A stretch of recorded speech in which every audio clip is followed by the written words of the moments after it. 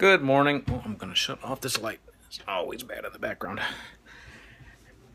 I don't usually do this on Saturday morning, but since most of my periscopes have involved writing craft, marketing, that sort of thing, I thought I needed to do something for my readers. And I do have readers, like, shocking as that may be. At some point we discover, as we go through our stats on Amazon, that there are people actually reading our books. How do I know that? Amazon did something interesting recently. I mean, the readers among us might not care, but you might find it interesting. KDP, if you're in KDP's, authors put our books into what we call KDP Select, which means we stay with Amazon. We can't publish anywhere else while we're in that program. You're only committed for 90 days, but it's actually a pretty good program. Amazon does a good job of promoting our books. But recently they changed KDP.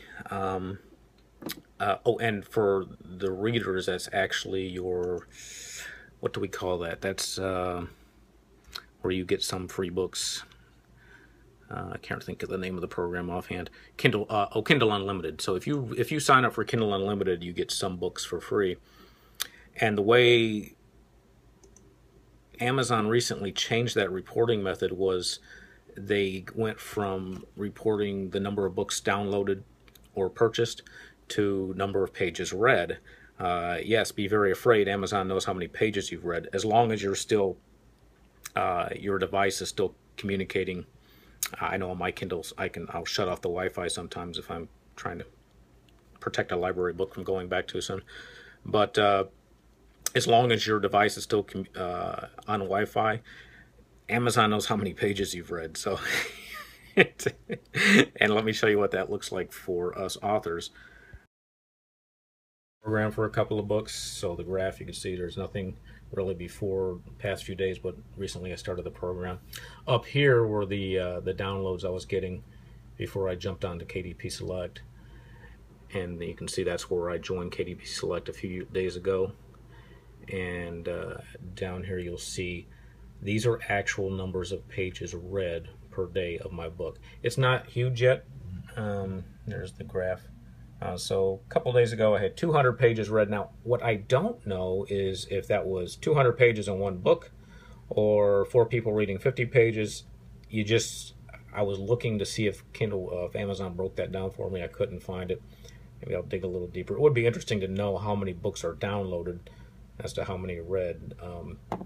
One of the things that bothers, well, it doesn't bother us, one thing we have to understand as authors is people downloading your books aren't necessarily read them. If you give away free books, which is kind of a common marketing tool these days, people like me, for instance, will download lots of free books, get around to reading them. So shame on me, but that's just the nature of the business. Anyway, away from that boring stuff. So for my readers, God bless you. Apparently there's at least a couple of you out there because I see pages being read. Here's what I've got going on these days. I am currently editing, and now I have to pull it back up. I am currently editing Cassandra's Crossing, which is book 3 of my Cherry Hill series. Cherry Hill is a supernatural / paranormal series I started. It actually didn't start out that way. It actually started out with this book, Now I Knew You, which was basically my main character has a near-death experience, takes a short trip to heaven, and comes back. And okay, then the question is, how does that change your life if you got a glimpse of heaven? And he is a teenager. It's considered YA, young adult. So I'm getting a lot of good response on that. Really enjoyed writing that. But once I wrote it, I decided I liked this town I created, Cherry Hill, which is actually modeled after Elk Rapids, Michigan. Which, if you hold up your map of Michigan, and am I right or wrong here? Okay, there we go. Right in between the pinky and the ring finger up here, there's a little bay called Little Traverse Bay. Elk Rapids sits on that, and that's where I put my town of Cherry Hill. Beautiful area if you ever get up there. If you like wine or you like big lakes, it's just a fantastic area to visit. So that's what Cherry Hill is modeled after, and I decided I needed to stay there and write some more books there. In a fictional sense, I live a long way from there. So after I wrote Now I Knew You last year during NaNoWriMo, which is National Novel Writing Month, in which we attempt to write 50,000 words in November, which seemed like a lot then, but now I'm pretty much doing it all the time, so it's not such a struggle anymore. But I wrote Angel and Me, which is basically gets a little more supernatural. It involves a teenage girl, a senior teenage girl, popular high school type, dying in a car accident, or I'm sorry, going into a coma after a car accident, and her spirit goes into the head and body of a freshman boy, the class nerd, basically. So it was, that type of novel has been done before, and I've always loved stories like that, and because you can get a lot of humor out of it, and I love writing. I love that kind of writing, and I did get a lot of humor out of it, and also some more serious messages.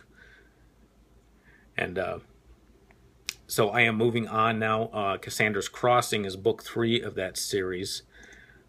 Just to let you know, for my readers, the first 2 books are pretty much standalone. It helps to know the characters, but I don't continue a story in the first 2 books. However, books 3 and 4, which I'm working on now, are definitely a continuation of each other. But if you were to start with the second book in the series, you wouldn't be missing, you wouldn't be lost. Book 3, Cassandra's Crossing. I got it up here on the screen. This is my Scrivener file. Scrivener is the preferred software now for novel writing. And for those of you who do write, it's only $45. I would gladly pay $500 for this software. It is just phenomenal. I can break out my chapters. Everything's a separate file. I can move chapters around. Well, Amber, why don't you give it a try? It's Amber, for those of us who are going to watch the rerun, Amber says that she doesn't really write. She liked to write. Amber, I have been writing, it's hard to say because I'm another one of those guys, which was a very long time ago now, somewhere in the distant past of the 1980s. But I let it go. I didn't pursue it, even though I was told I had, a reasonable amount of talent for a teenager. And then life happened. I joined the Navy, came home to Michigan, had a family, and I really didn't start seriously diving in again until sometime, it's been about 17, 18 years now, I think around 1997, I said, I'm going to write a novel. And I just sat down and wrote it, and it was horrible, as first novels tend to be. Since then, I've been in and out, trying to write again. I like to...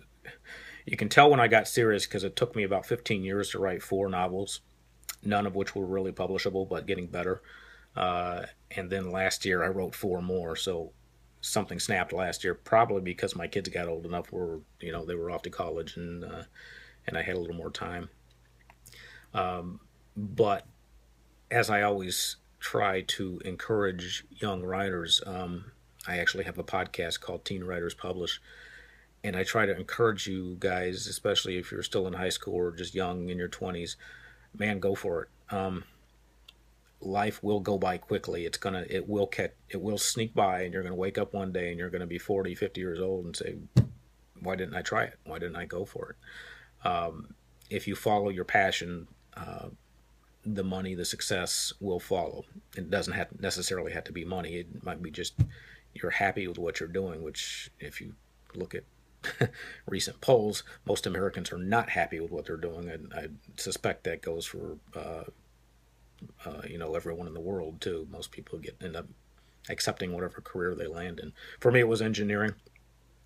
It's provided a good life for us, but I'd still missed that creativity that I wanted to get out. I wanted to be a writer.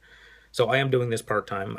I do this in the evening, slowly increasing my sales. Like I said, I've got 2 novels published now. Cassandra's Crossing that I'm editing today will be published by the end of the month. I promise. Especially since I put it up on pre-order on Amazon, and they slap you on the wrist if you don't meet your deadline. Are you any kind of spiritual life or just fiction to write your book? If you're asking if I am a Christian, and I got my start writing, I actually joined American Christian Fiction Writers, and that kind of started me along the path to try to get traditionally published. Even though ACFW now is more open to indie writers as well, as are most people. And so while the books I write probably wouldn't be classified as Christian fiction, there is definitely that spiritual element. The next series I've got coming up, well, in the current series there's always that spiritual element, but in the next series, where I get more paranormal, I get into shapeshifters and vampires and demons and all that fun stuff. The spiritual element is definitely there. If you're going to hold up a cross to fend off a vampire, there's going to be faith behind that cross. I never understood that in the movies where they use a cross. They don't believe in God, but apparently they can use a cross to fend off vampires. I never understood how that worked.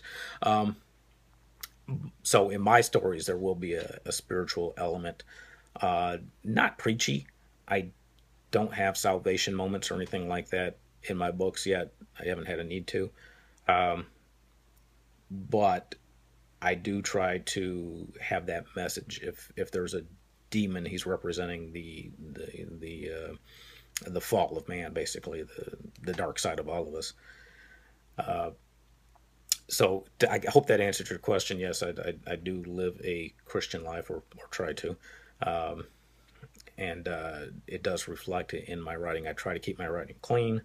There are a few choice words here and there where necessary, but I do try to keep it fairly clean.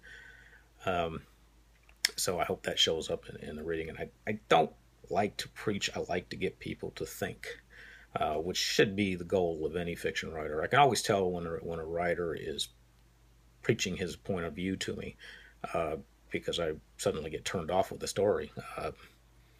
I hate to throw one of my favorite writers under the bus, but Stephen King did that. As he got older and he got, he could write anything he wanted, he started getting his opinion across on the pages, and it really turned me off. And I've seen other writers do that too. Once they get into their career, they decided the world needs to know what they think, and hopefully I don't fall into that trap. Yes, I will live my belief, and I hope that comes across. I hope when you read my books, it causes you to think. You do not feel like you're being spoken down to or anything.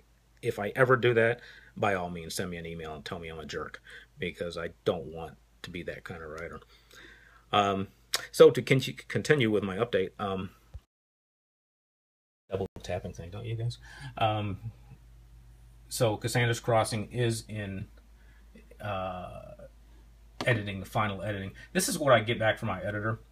A good indie writer will always have a professional editor. For those of you who've downloaded self-published books and saw all kinds of errors in them, you know what I'm talking about. This is a tragedy, an avoidable one. And my editor does a wonderful job. She sends back my files in ODT format, which I love because it puts all these nice little sticky notes on the side. Isn't that wonderful? This is what I get to do today. Go through, and most of these are minor changes where I wrote this book in present tense, and every now and I'll slip back into past tense. That's most of what she's calling out. Also, I tend to shy away from commas. I don't know why. But so this is what I get to do. This is what my editing process looks like. All on screen. I dislike printing out an entire novel and editing. I know some authors still do that, but I absolutely hate it. I hate a messy desk, even though I just clean this for you guys, but it's usually a lot messier than this. But I hate having papers everywhere, markups. I prefer to do it in this manner. And even in Scrivener, there's all kinds of features in here where I can highlight and that sort of thing. But and I can make little notes off to the side, so it's really there's really no reason to print everything up anymore. So that's what I've got going on with the Cherry Hill series. Now Cassandra's Crossing will be out September, as I say, hopefully the next couple of weeks. The electronic version up on Amazon. I'm going to go with KDP Select with that as well. And then after my 90 days, I'll decide whether I want to go back into Barnes & Noble and all those places. Barnes & Noble, I don't know if they're going to survive, guys. It has been a shipwreck for going on 3 years now, and it doesn't seem to be recovering. So the Nook people, I am sorry, but I don't know if your device is going to be viable for a whole lot longer. But I suspect some smart company will come along and buy out that Nook. I thought they already had.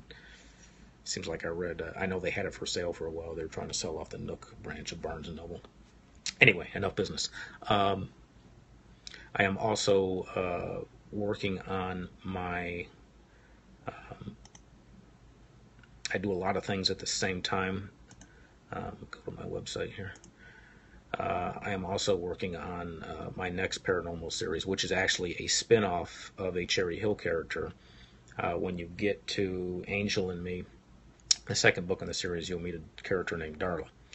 Just for a couple of scenes. I mean, she's not a major character in that book. She becomes a major character in the fourth book of the series, Lydia's Way, which I'm in the process of drafting now. Then she moves to Detroit, or near Detroit, to Bloomfield Hills, and she becomes a shapeshifter. It's something I've never tried before. I've always loved werewolf stories. She will not be a werewolf. I'll let you find out what she is. Actually, you can go to Wattpad right now and start reading it. And it's called Darla, the Alpha Cat series. And there, I guess the title gives away what she is. The first series of book is called Cats Out.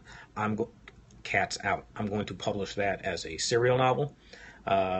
In about 15,000 word episodes, meaning it will take about four parts of the serial to read the full novel.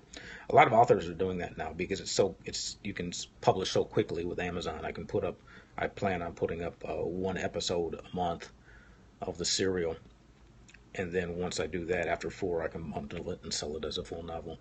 At the same time, I'll be writing the adult version of that novel. Adult meaning not young adult. I hate the genre term young adult because to me it's just a good story would happen to have a teenage character, and I don't know why we need a separate genre for that. But I am writing actually 2 novels at the same time with that process. I'll be writing the young adult version, that's Darla, in her shapeshifter role, and then a book I'll call Night Moves, a series. The series will be titled Night Moves, my ode to Bob Seger. I hope he doesn't mind. But that will involve an adult character who will not be a shapeshifter. He's just a Detroit cop. But he runs into all kinds of fun paranormal activity. So look for that. I'm going to actually try to get Darla's story started. It's already up on Wattpad, but I'm thinking I can go ahead and publish that probably in October, actually before the 4th book of the Cherry Hill series is out. And I don't think you'll miss anything by jumping ahead to that story. So I got a lot going on.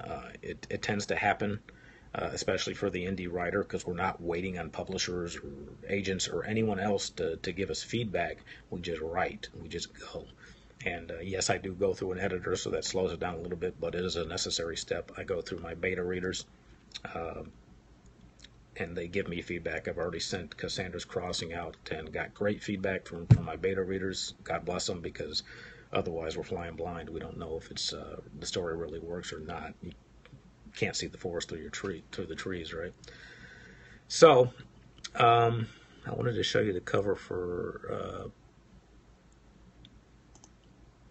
if I can pull it up without too much struggle here, for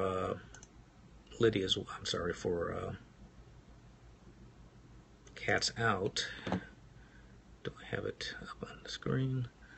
Okay, that is, like I said, that will be coming out in